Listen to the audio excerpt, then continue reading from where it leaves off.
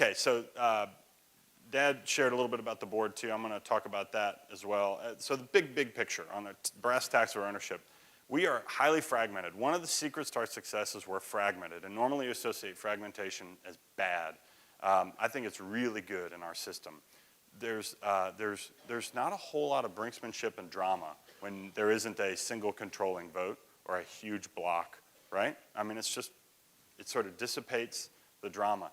There's enough, we make a big effort to have a lot of opportunity for everybody's voice to be heard at our stockholder and family meetings, and that can be painful, but at the end of the day, that's all it is. It's somebody feeling heard, and that actually turns out to correlate way more to success and making great and important decisions than, sort of the moving blocks of equity around. And we don't do a ton of nose counting. We don't really have to. I mean, we kind of do a little of that sort of traditional work on big votes, but really we have a fairly efficient system there. And it goes back to this humility of just shoving the equity downstream when it would have been much easier to hold on to it. But this serves us very well. Fairly stable. Dad mentioned the transition's fully completed, for years now. So John and I, Jacob, our siblings, and our cousins, Jack's kids, control, and that's an important word, we control 97% of the business. But the beneficial ownership, we've already moved it aggressively. We followed their pattern and are aggressively moving it down and using the tools and the tricks of the trade and the trusts and different things to kind of make it as tax efficient as possible.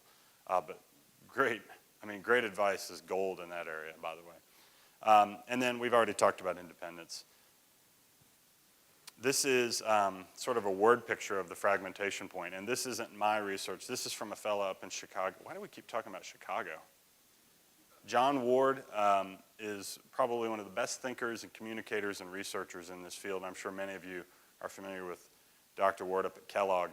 But we took a course up there, and this was one of the slides that really got my attention. So the dip in the middle is the performance drops as ownership gets more concentrated. Not the founders. The founders tend to be highly effective, right? You heard the story. Jack and Pete, best friends, total trust, bond, and there's only two of them. And they had the board and other tools like that. Sometimes, often in John's research, as you get into a more concentrated ownership position, performance can suffer because those factions really start to see some conflict. And I feel like what we have seen bears this out. What we've seen in our own system is we've moved past that kind of factionalism, our performance has improved in the business and in the family. So it's real simple, and Dad referred to this as well. So the stockholders, not the family has a voice in this, but the votes reside with the stockholders. So the stockholders select the board. Dad talked about, hey, if the board says we don't like that decision, you can't do that. Well, yeah, we can. We just have to replace the board, right? So, and it's like James Madison's old example of the teacup and the saucer with the House and the Senate, right? They balance each other. The saucer used to cool your tea by pouring it in the saucer, and he would say that's the Senate. And that's really why we have a board. We can do anything we want to do. We could do anything we want. We just have to be patient and replace the board to do exactly what we tell them. But I'll tell you what, it's a great check on that need for our own ego to rule the day when we say, wow, that's a lot of work. We got to replace the board. Maybe we should think about what they said. And maybe, and usually, over a few days, a sort of wisdom emerges from that process. There's a lot of value in slowing things down. Entrepreneurs and founders and Dad and Jack, I'm sure, have been frustrated at times. In fact, recently, Jack was sort of almost pounding the table like, why can't we do this faster? And it just drove him crazy.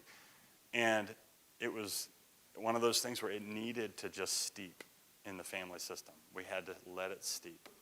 So we do move a little more deliberately. So obviously then the board's main job is to select the CEO and then make sure that person is successful. Do whatever it takes to make the CEO successful. Doesn't matter who it is. And Dad mentioned we're doing a CEO transition right now, and we can talk about that more later if you'd like to hear more about that. And then the CEO's number one job is deliver the stockholder objectives. And this sometimes people say, hey, there is no family in the business. How can you, perform? How can you really? What's unique and distinctive about a family-owned business with no family? And there is a middle ground. It's not fair to say no family is good. I mean, that's not, I hope you're not hearing that message that no family in business means you're going to be successful, any more than it's true to say all family in the business means that. But there is, and this is another bit of research we got from John Ward's class, but there is that sweet spot in the middle where performance tends to be highest when there's a blend and a mix of professionalism, which I think would be, and there are papers about this, but I think the simplest way to say it is professionalism is the opposite of familyness, right? Neither pole, like I was saying, is 100%. But blending it, you get some great results. This is a picture of our board. As I realized as I put this graphic together, it's also the London Underground logo many times. So mind the gap. But I don't know if you can read these words or not. Our chair is actually a non-family member, and I serve as vice chair. And then we have independent directors in all those red circles, and then one other family member, our cousin Jim Herschend, who's in G3. Terrific board. We're really blessed. We've got, like Dad said, everybody on our board's a CEO of their own business or a business owner, which is a little unique.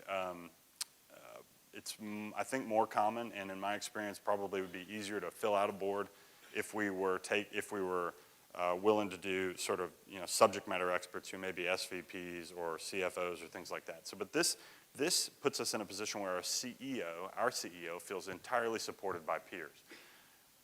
Doesn't have to spend a lot of cycles explaining to the board what it's like, what that decision feels like, how we made this call with this bank or anything like that. So, and we've got a nice mix of tenure. We've got 20 years of service out of 3 of these directors and under 10 for another 3, and then our 2 family members.